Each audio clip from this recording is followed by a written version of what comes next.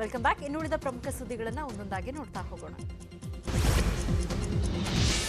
ರಾಜ್ಯದಲ್ಲಿ ನಾಳೆಯಿಂದಲೇ ವಿದ್ಯುತ್ ಅಭಾವ ಎದುರಾಗೋ ಸಾಧ್ಯತೆ ಇದೆ. ಯಾಕಂದ್ರೆ ವಿದ್ಯುತ್ ಉತ್ಪಾದನೆಗೆ ಕಲ್ಲಿದ್ದಲು ಕೊರತೆ ಎದುರಾಗಿದ್ದು ವಿದ್ಯುತ್ ಅಭಾವ ಎದುರಾಗುವ ಆತಂಕ ಶುರುವಾಗಿದೆ. ರಾಯಚೂರಿನಿಂದ ರಾಜ್ಯಕ್ಕೆ 45% ವಿದ್ಯುತ್ ಪೂರೈಕೆ ಮಾಡಲಾಗ್ತಾ ಇದೆ. ಆದರೆ ಕಲ್ಲಿದ್ದಲು ಕೊರತೆಯಿಂದಾಗಿ ರಾಯಚೂರಿನ ಶಾಖೋತ್ಪನ್ನದ 4 ಘಟಕಗಳು ಈಗಾಗಲೇ ಸ್ಥಗಿತಗೊಂಡಿವೆ. ಅಲ್ಲದೆ ಸದ್ಯ ಇರುವ 2010 ಮೆಟ್ರಿಕ್ ಟನ್ ಸಹ ಹಿಂದೆ ಮುಗಿಯೋ ಸಾಧ್ಯತೆ ಇದೆ.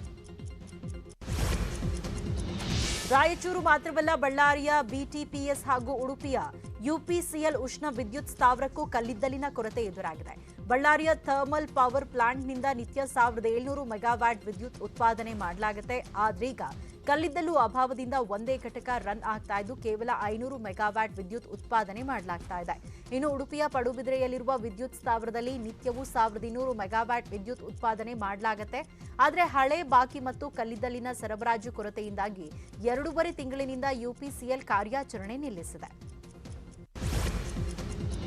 ಉಷ್ಣ ವಿದ್ಯುತ್ ಸ್ಥಾವರಗಳಿಗೆ ಕಲ್ಲಿದ್ದಲು ಅಭಾವ ಎದುರಾಗಿರುವುದರ ಬಗ್ಗೆ ಇಂಧನ ಸಚಿವ ಸುನೀಲ್ ಕುಮಾರ್ ಪ್ರತಿಕ್ರಿಯೆ ನೀಡಿದ್ದಾರೆ. ಉಡುಪಿಯಲ್ಲಿ ಮಾತನಾಡಿದ ಸಚಿವರು, ಕಳೆದ 10-15 ದಿನದಿಂದ ರಾಜ್ಯದಲ್ಲಿ ಸಮಸ್ಯೆ ಇದೆ. ಈ ಬಗ್ಗೆ ಇಂದು ಬೆಳಗ್ಗೆಯೂ ಕೇಂದ್ರ ಸಚಿವರ ಜೊತೆ ಮಾತನಾಡಿದ್ದೇನೆ. ಒರಿಸ್ಸಾ ಮತ್ತು ಮಹಾರಾಷ್ಟ್ರದಿಂದ ಕಲ್ಲಿದ್ದಲು ಪೂರೈಕೆ ಆಗಲಿದೆ.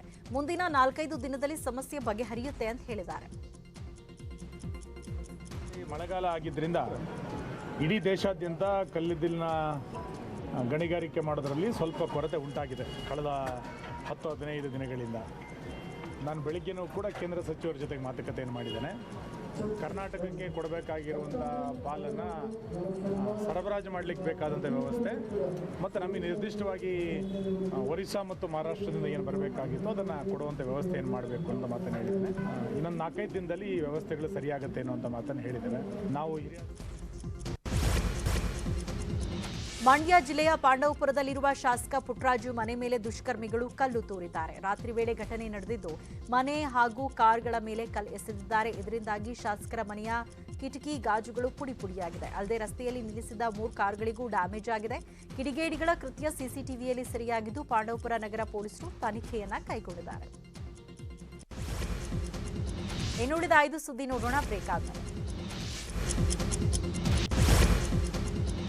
ದಕ್ಷಿಣ ಕನ್ನಡ ಜಿಲ್ಲೆಯ ಪುತ್ತೂರಿನ ಮಹಾಲಿಂಗೇಶ್ವರ ದೇಗುಲದಲ್ಲಿ ಹಿಂದೂ ಧಾರ್ಮಿಕ ಶಿಕ್ಷಣ ನೀಡಲಾಗ್ತಾ ಇದೆ. ಮುಜರಾಯಿ ಇಲಾಖೆಗೆ ಒಳಪಟ್ಟ ದೇವಸ್ಥಾನದಲ್ಲಿ ಸುಜ್ಞಾನ ದೀಪಿಕೆ ಹೆಸರಿನಲ್ಲಿ ಎಲ್ಲಾ ವರ್ಗದ ಮಕ್ಕಳಿಗೆ ಶಿಕ್ಷಣ ನೀಡಲಾಗ್ತಾ ಇದೆ. 5ರಿಂದ 15 ವರ್ಷದೊಳಗಿನ ಮಕ್ಕಳಿಗೆ ಅವಕಾಶ ನೀಡಲಾಗಿದ್ದು ವೇದ, ಉಪನಿಷತ್, ಶ್ಲೋಕ ಸೇರಿದಂತೆ ಎಲ್ಲಾ ಶಿಕ್ಷಣವನ್ನ ನೀಡಲಾಗುತ್ತೆ. ಮೈಸೂರಿನಲ್ಲಿ ನಾಡಹಬ್ಬದ ಸಂಭ್ರಮ ಮನೆ ಮಾಡಿದೆ. ಅಂಬಾರಿ ಹೊರುವ ಆನೆಗಳಿಗೆ ವಿಶೇಷ ಆತಿಥ್ಯ ನೀಡಲಾಗ್ತಾ ಇದೆ. ಪ್ರತಿ ಆನೆಗೂ 15 ಕೆಜಿ ವಿಶೇಷ ಆಹಾರ ನೀಡಲಾಗುತ್ತೆ. ಪ್ರತಿನಿತ್ಯ ತಾಲೀಮು ಮುಗಿದ ನಂತರ ಉದ್ದಿನಕಾಳು, ಹೆಸರುಕಾಳು, ಗೋಧಿ, ಕುಸಲಗ ಅಕ್ಕಿ, ಗೆಡ್ಡೆಕೋಸು, ಮೂಲಂಗಿ, ಸೌತೆಕಾಯಿ, ಕ್ಯಾರೆಟ್, ಬೀಟ್ರೂಟ್, ಈರುಳ್ಳಿ, ಬೆಣ್ಣೆ, ಉಪ್ಪು ಸೇರಿದಂತೆ ಒಟ್ಟು 15 ಕೆಜಿ ಆಹಾರವನ್ನು ನೀಡಲಾಗುತ್ತೆ. ದಕ್ಷಿಣ ಕನ್ನಡ ಜಿಲ್ಲೆಯ ಕಡಬದ ಪುಂಚಪ್ಪಾಡಿಯ ತೋಟವೊಂದರ ಕೆರೆಯಲ್ಲಿದ್ದ ಮೊಸಳೆಯನ್ನ ರಕ್ಷಣೆ ಮಾಡಲಾಗಿದೆ. ಕುಮಾರಧಾರ ನದಿಯಲ್ಲಿ ಬಂದಿದ್ದ ಮೊಸಳೆ ತೋಟದ ಕೆರೆಯಲ್ಲಿ ಸೇರ್ಕೊಂಡಿತ್ತು. ಇದರಿಂದಾಗಿ ತೋಟಕ್ಕೆ ಹೋಗೋದಕ್ಕೂ ಭಯಪಡುವ ಪರಿಸ್ಥಿತಿ ನಿರ್ಮಾಣವಾಗಿತ್ತು.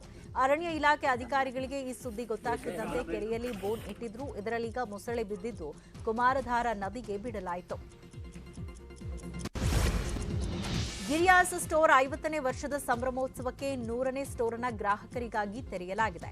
ಬೆಂಗಳೂರಿನ ಥಣಿಸಂದ್ರದಲ್ಲಿ ಹೊಸ ಶಾಪ್ ಓಪನ್ ಮಾಡಲಾಗಿದೆ. ಎಂದಿನಿಂದಲೇ ಗಿರಿಯಾಸ್ ಗ್ರಾಹಕರಿಗಾಗಿ ಹೊಸ ಅಂಗಡಿಯ ಸೇವೆ ನೀಡ್ತಾ ಇದೆ. ಇವತ್ತು ಗಿರಿಯಾಸ್ನಲ್ಲಿ ಡಬಲ್ ಸೆಲೆಬ್ರೇಷನ್ಸ್ 1971 ನಲ್ಲಿ ಬೆಂಗಳೂರಿನಲ್ಲಿ ಸ್ಥಾಪಿತ ಆಗಿರೋ ಗಿರಿಯಾಸ್ ಇವತ್ತು 50ನೇ ವರ್ಷ ಪೂರ್ತಿಯಾಗಿದ್ದಾರೆ. ಆ್ಯಂಡ್ ಈ 50ನೇ ವರ್ಷದಲ್ಲಿ ನಮ್ಮದು 100ನೇ mega store 100 mega store inauguration ಇವತ್ತು Bharatiya City Mall Thanisandra main ರೋಡ್ನಲ್ಲಿ ಆರಂಭವಾಗಿದೆ. ನಮ್ಮ ಶಬ್ದ ಇಲ್ವ ನಮ್ಮ ಹತ್ರ ಕರ್ನಾಟಕ ಜನರದ್ದು ಪ್ರೀತಿ, ಅವರು ವಿಶ್ವಾಸಕ್ಕೋಸ್ಕರ ನಾವು ಇದಿಷ್ಟು ಸದ್ಯದ ನ್ಯೂಸ್ ಅಪ್ಡೇಟ್ಸ್. ನೋಡ್ತಾ ಇರಿ ನ್ಯೂಸ್